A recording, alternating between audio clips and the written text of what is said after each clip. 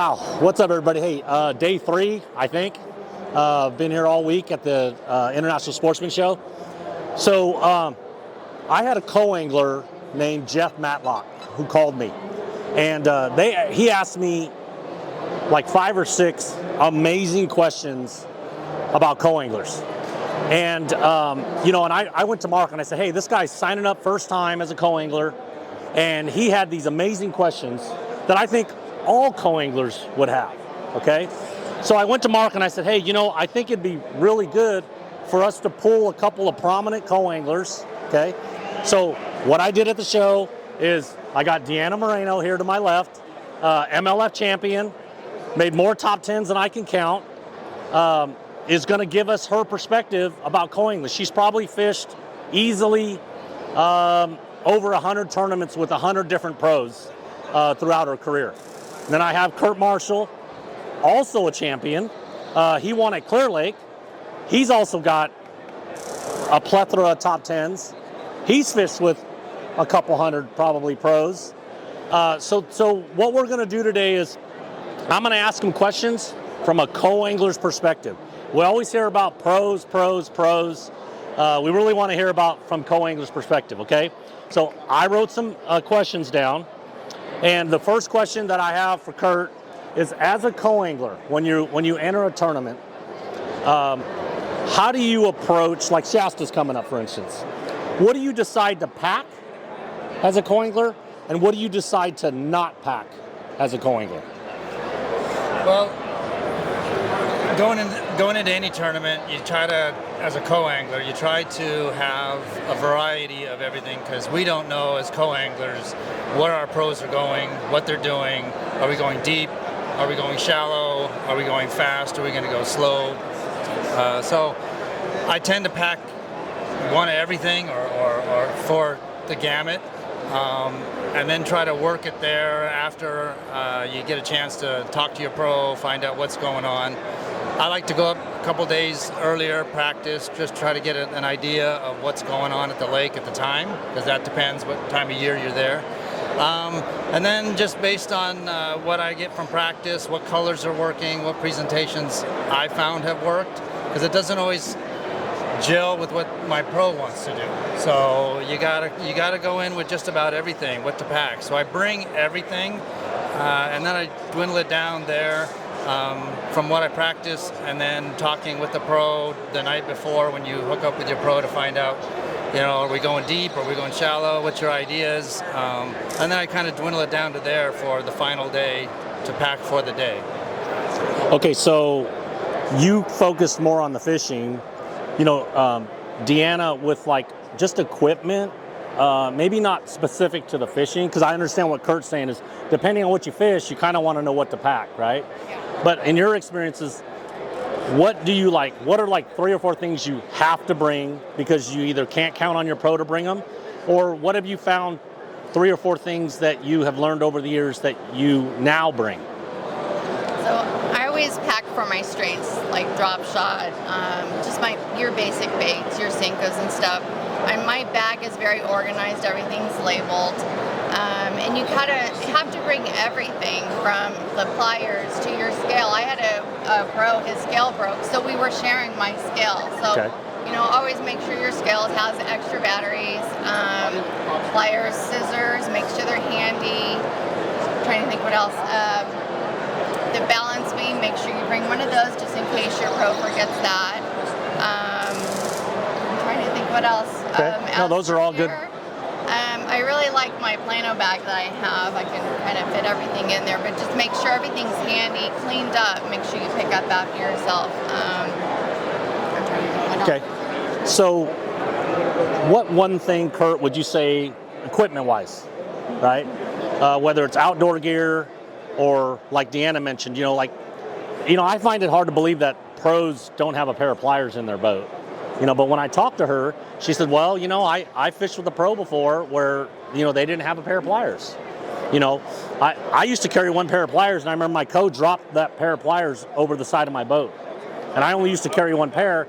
Now, because of that, me personally as a pro, I carry 3 pair, and I actually have one as a backup. Yeah, and stay alive. Don't forget, stay alive. For your Gotta have fish. that. Yep, just in case. And weights. Weights for. To weigh down the fish just in case you fish them deep. Yep. Okay, so Deanna's into fish care and things like that. So Kurt, like anything unusual you would say that a co should bring? Well, I don't know if it's unusual, but for me, the line clippers, I'm always looking for my bag, and as a co-angler, especially me, I like to fish with a leader.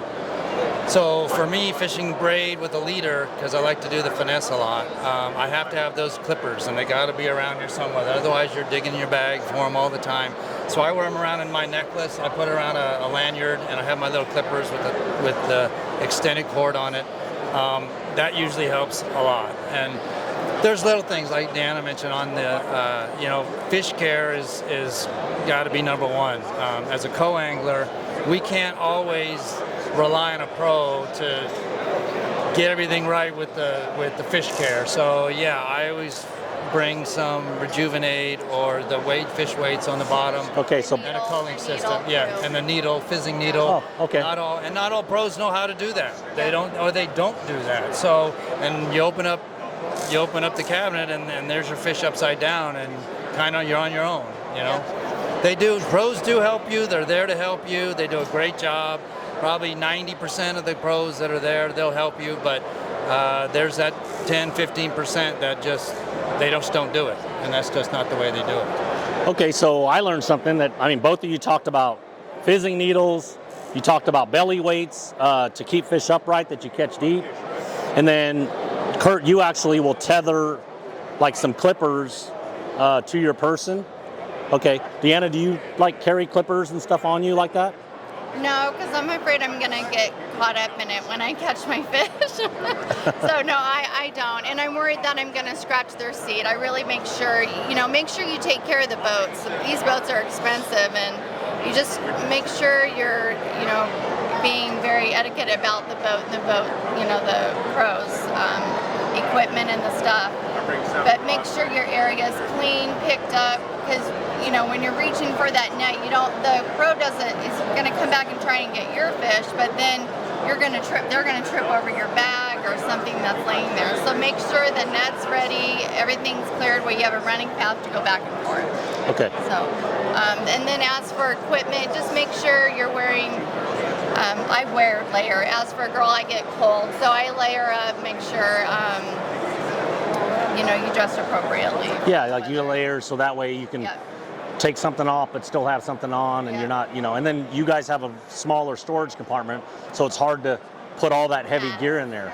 So I try to keep it all in a backpack, and I shove it in the back, and I like my bag. I know you don't like the bags in the front, but I love to have my bag. I just make sure it's out of the way. I tuck the handle underneath so you don't get your foot caught in. And then just make sure, when the boater's ready to go, just tell them, can you give me a couple minutes so I can get ready. Okay. But I always make sure, my husband's taught me that make sure you're ready to go. The pro doesn't want to wait on you. Make sure he's not waiting on you. That'll make your pro very upset if he's waiting on you. So I'm usually in my seat, everything's ready to go, tied down, and your life jacket. That is the first thing that when you're sitting in that seat you should put on. The rest of it you can kind of get ready, but that they can't start the motor until your life jacket's on and buckled. Right. Okay, so next thing is Jeff had asked me, gas money, right? Where do you start as a guideline? Does that guideline go up or down?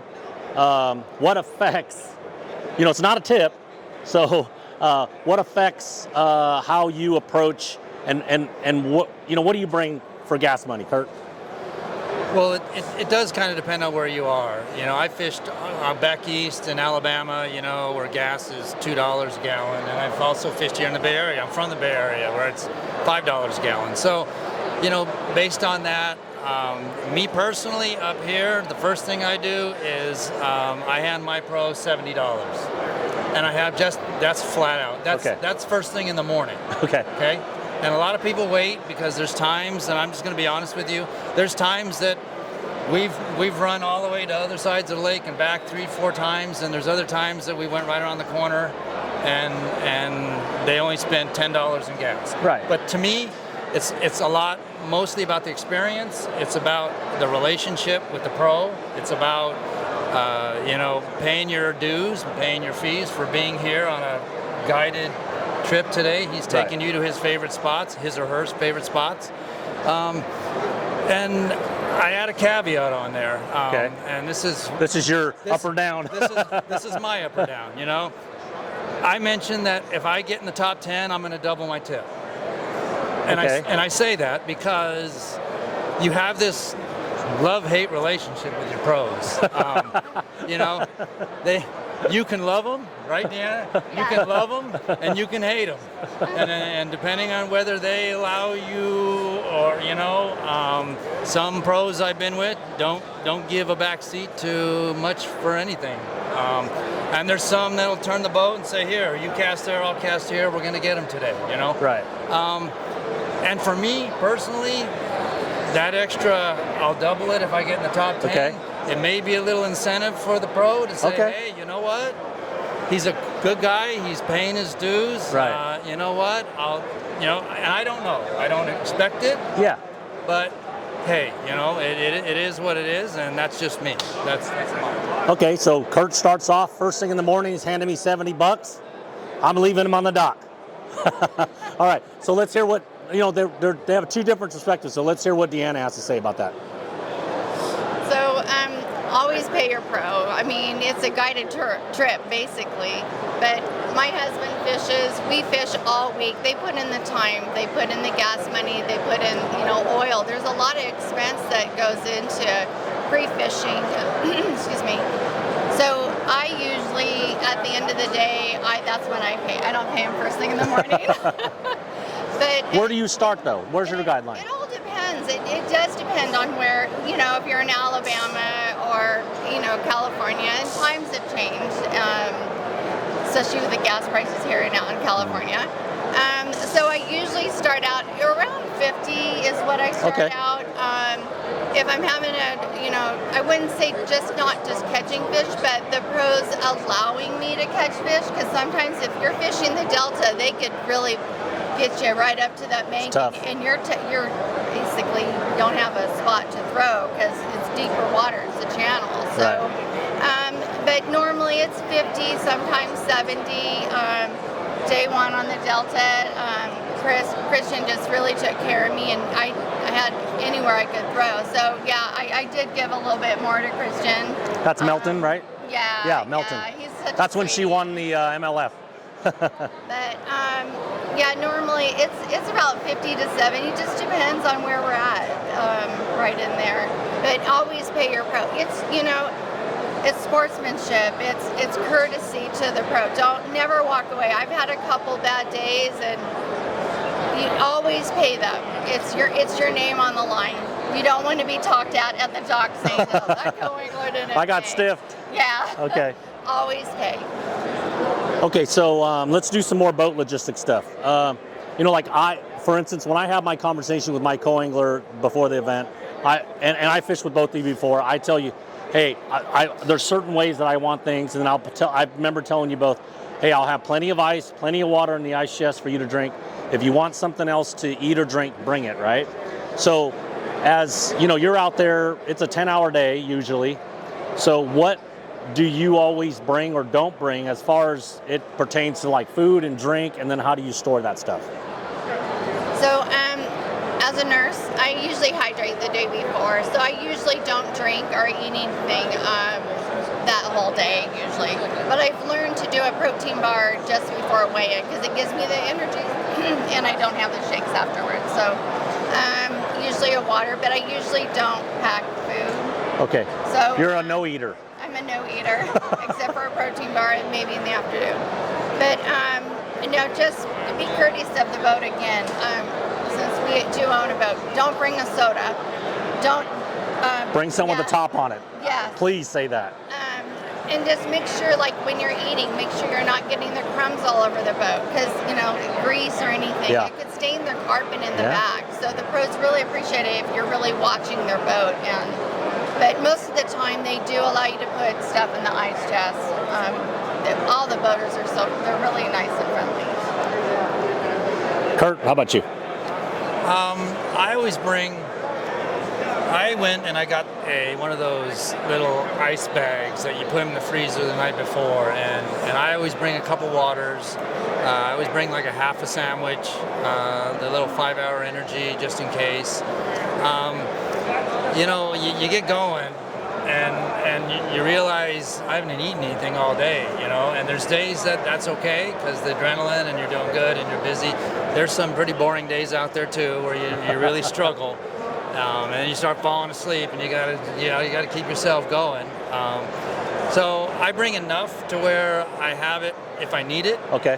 There's days that it's 110 degrees out there, you got to bring extra waters. And as a co-angler, you can't, I don't know, for me, I can't always rely on the pro because what the pro thinks he brings, just like the co, what you think the co brought was adequate, it isn't, and you get there and you find out that they don't have any ice.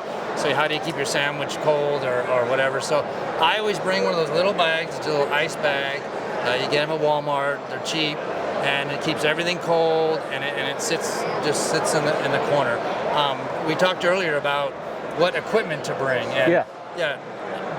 Different pros have different boats. I've been in some boats, and I'm sure you have too, Deanna, where the back compartment is about 12 inches sandwich by 12 bag, Or inches. it's full of their stuff. Or it's filled with their stuff, and you don't think about that, and then you're going, okay, where am I going to put my bag? So you have to have equipment bag that brings enough for what you need, but isn't so overwhelming. And I know, Ken, you can only imagine, and I know a couple co-anglers who bring a suitcase.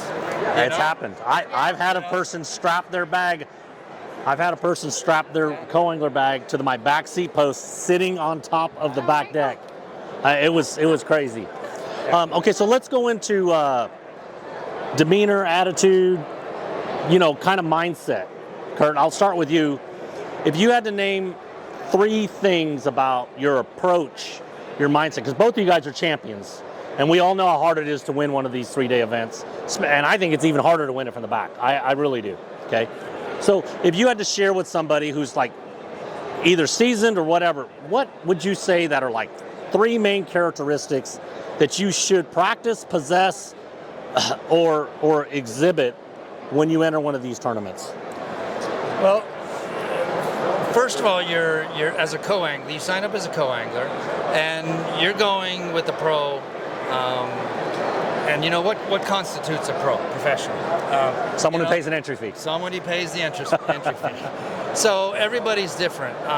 When I go into it, number one, if I'm going with you for the day, I know Ken Mah. I know Ken's a champion. I know Ken's going to take us places where there's fish. So a lot of that is a lesson for me. You're going out. I get a guided trip today with Ken Mah. My gosh, and it's going to cost me $70 in gas and whatever, right? So I go at it just in the mindset of I'm going out with a pro, so I'm going to watch and learn.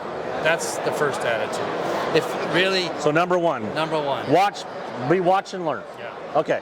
Number 2, you really have to have an open mind. As I said, I can go to practice and I can't tell you how many times I practiced, and I'm on them.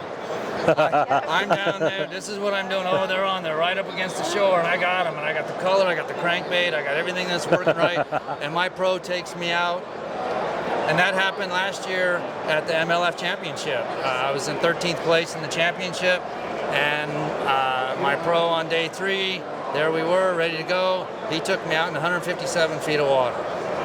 And there I was, he was chasing bait balls. Right. And what are you supposed to do as a co? You learn, and you have an open mind.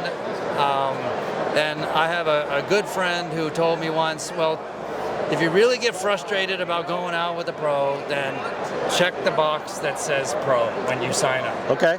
Okay? So it's really all about attitude. I love that. And the third one I would say is, as a co-angler, you don't want to mimic your pro. The pro's going down the bank, he's throwing or she's throwing a certain color, a certain presentation. Chances are, if you're throwing the same color, same presentation, yes, you're not going to get the fish. So throw something different, a presentation, until it works for you, whatever that happens Okay. to be. And that's why I say in the beginning, you got to really bring gear-wise the gamut of baits, because if they're throwing this, then you got to throw way out the back and drag something versus up against a rock. Deanna's been there many times, I'm sure. We're up against a rock, they're burning down the bank, and what do you do as a coach? So you really have to have an open mindset of just don't show up just to do what the pro does. Or one thing. Or one thing. Right. Just keep throwing the kitchen sink until something sticks. Okay. Okay, Deanna, same thing. What three things? Well, I'm going to actually narrow it down to one. Okay. All right. And a positive attitude. I mean, you just have to have a positive attitude going on the boat. I would say 2023, I really had a hard year. I drew a couple of guys. One, I was scared on the Delta. I was in a small aluminum boat. I made it back. I was a little scared. And then the next draw, I had somebody from Havasu, and I just got scared in the boat. I was worried about the trolling motor coming back and hit me. So it wasn't well maintained? No. Okay. Yeah, so, I mean, just be observant around you when you're in the boat. But that year I kind of struggled, so I did take a tournament off. Kind of wish I didn't, because it was really hard seeing everybody go by and weigh in. So I did finish the season, but in 2024 I started working out. If it's my time, it's my time. And I really feel it was my positive attitude that really helped me win the Delta tournament. I was just, okay, I'm going to go out and make friends. I'm going to learn something new. Every pro fish is different. My husband fishes a little fast sometimes, but it's nice just learning how they throw it or how they shake that worm. I do ask questions like, why are you doing that? Okay. I do it this way. Why do you do it this way? And you just learn a lot when you go out there. So I really feel it was the positive attitude that I had going into 24. Simple. That really helped me win the Delta. And just keep an open mind. And then referring back to what you said, don't always throw what the boater throws. If that Cinco's working or when that bait's working, who doesn't know the MM3 doesn't work on the Delta? Shorten your leader, make it longer. If your pro's throwing heavier weight, lighter weight or something, right? Always change up the weight. You can throw the same color, just change it up a little bit. Okay. All right. So a little bit different deal there. Yeah. Positive. Okay. So we're going to kind of start wrapping it up here. What are your plans to fish next year? What's going on? What's on your schedule? There's been a lot of changes, right? MLF's not here in the West. Alan, shout out. So what's your plans for next year? Next year, I think we're going to do some one bass opens. We're not sure where we're going to be. We might be moving out of state soon. So we may fish Gunnersville a little bit. We'll see what rolls out. I'm sure I'm going to miss Clear Lake, the Delta, and Havasu big time. So we're just not sure yet. We haven't quite figured it out. Okay. So, going to miss MLF. Thank you, Alan. Yeah, for sure. Kurt, what's your plans next year? I plan on doing the BAM tour. I will be doing the WAN Bass tour. You're going to do all 5 of the WAN Basses? I'll be doing all 5 of the WAN Bass. Okay. I'm here in the Bay Area, so I do miss that MLF. That was one of my, that's probably where I did the best. Big hole. Yeah. Big hole this year. Big hole. Yeah. I may be looking for a team partner to do maybe some of the BBTs. They got a lot going on too. Okay. I know Randy does a good job too. So between the BAM, the WAN Bass, and probably some BBT tournaments, that's probably what I'll be doing this year. How do the people follow you? How do they find you? I'm on Facebook. Just look at me there. I don't really get on Instagram, but just Facebook. I post my. Is it just Kirk Marshall on Facebook? Kirk Marshall on Facebook. Yeah. Okay. Deanna, how do they find you? I only do Facebook. Sorry. I'm too busy with work and the kids and stuff like that, and we just fish all the time. So I don't do a lot of social media. All right, so we're going to wrap it up from here. I want to thank Deanna and Kurt. Getting a perspective from not just any two co-anglers, but two highly successful co-anglers. Your approaches are a little different, but you know what I learned today is that your mindsets are very similar as far as it pertains to how you approach that event. So hopefully the co-anglers out there, everybody learned something from Deanna and Kirk. There's still time to sign up for the BAM Shasta event. You go to bamtrail.com. They're giving you a $50 gift card. One Bass is also here in the next aisle. They have the Shasta Open the first week of February. I know I'm fishing that. I have to work. Okay, she's got to work. And Kurt's going to be fishing that. So there's two great options coming up on Lake Shasta here in the next couple of weeks. Thanks for being here, and we'll catch you guys next time.